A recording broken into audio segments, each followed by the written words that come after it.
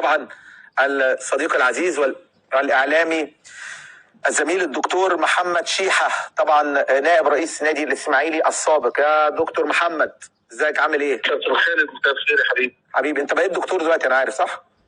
الحمد لله، لسه المناقشه، بس على المناقشه. ايوه هم الناس بيستبقوا الاحداث، يعني خلاص قربت يعني.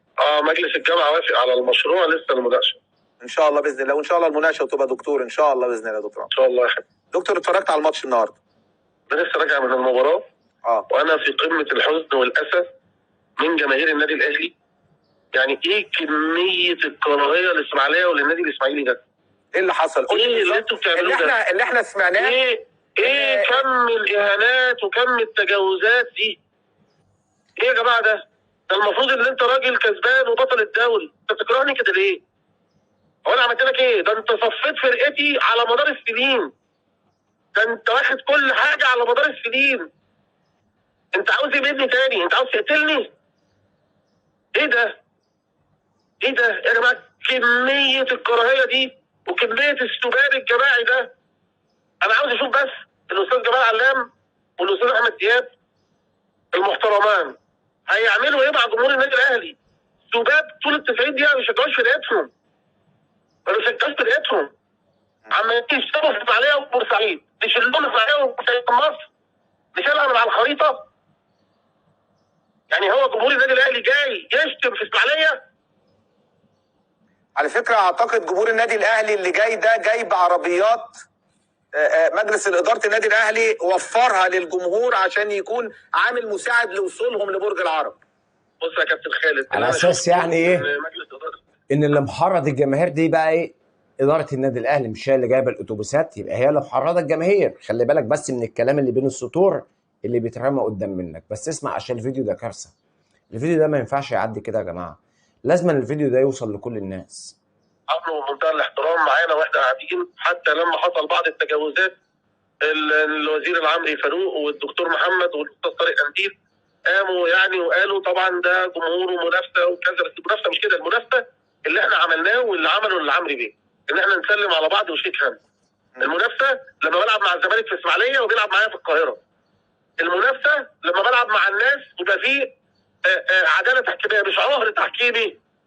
مش توفيق السيد مدورة على مزاجه، مش توفيق السيد محمد يوسف قتلني في ماتش المقاولين ما بيقعدوش لغايه دلوقتي. مش توفيق السيد جايب لي يعني حكام على مزاجه كل مباراه، وكل ما اشتكي عاوز حكام دوليين، بس ما فيش حكام دوليين. امال الحكام الدوليين بيحكموا لمين؟ ونمشي في الوسط التحكيمي اللي هو مسدود ومش مسدود وحزب ومش حزب. يا ابني ما تقولش الكلام ده يا ابني. انت مين سندك يا ابني في مصر؟ ما عندك محمد فاروق راجل محترم.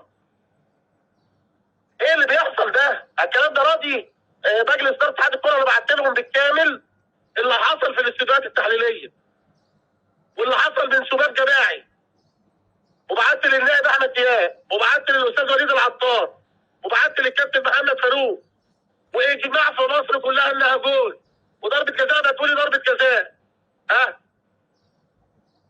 طب ممكن اسالك معلش اقول لحضرتك حاجه؟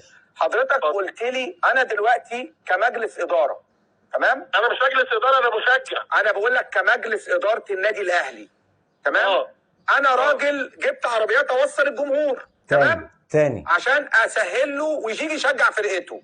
ما حدش يجي يقول لي اسماعيليه بتكره النادي الاهلي ليه؟ لا اسمعني بس كمل. يا جماعه ده انتوا حاشدين وشاحنين الناس شحن غير طبيعي. هقول لك حاجه بس، انا كمجلس اداره، لا اله انت الا بتقول الله، ان هم سلموا عليكم بطريقه لذيذه وشيك وزعلانين من اللي بيحصل.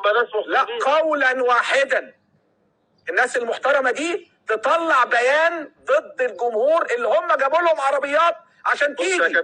لازم يطلعوا بيان ويشكروا. انا احكم بص يا كابتن خالد بيفكر في ايه؟ انا احكم في ماليه، وانا بقول لك اهو ان مجلس اداره النادي الاسماعيلي اللي جاي لو رجاله اسماعيلاويه، انا بطالب معالي وزير الداخليه ورئيس اتحاد الكوره ورئيس رابطه الانديه الاهلي بيلعب في اسماعيليه زي ما الزمالك بيلعب في اسماعيليه، واللي يجي مجلس اداره النادي الاسماعيلي رجاله يروح لوزير الداخليه كده. احنا عندنا مدير امن راجل محترم قوي، ده اللي هو محمود عاشور، وكل رجال الضباط الاسماعيليه رجاله وطلعوا ماتشات قويه زي ماتش الزمالك. ما الزمالك زي ما تيجوا تلعبوني في اسماعيليه. وانت روح العب معاهم في القاهره يا باشا. العب معاهم في القاهره، ما انا بلعب الناس كلها في القاهره. ما انا بلعب الزمالك في القاهره، وبلعب البنك الاهلي في القاهره، وبلعب كل الناس في القاهره. فين العداله؟ فين الفير بلاي؟ فين؟ عارفين الفيديو ده طويل، ده الفيديو ده طويل، ده الفيديو كارثه، والله العظيم كارثه. الفيديو ده طلع من قناه نادي الزمالك، من قناه كوره، قناه رياضه، نادي الزمالك، نادي الوطنيه والكرامه. الفيديو ده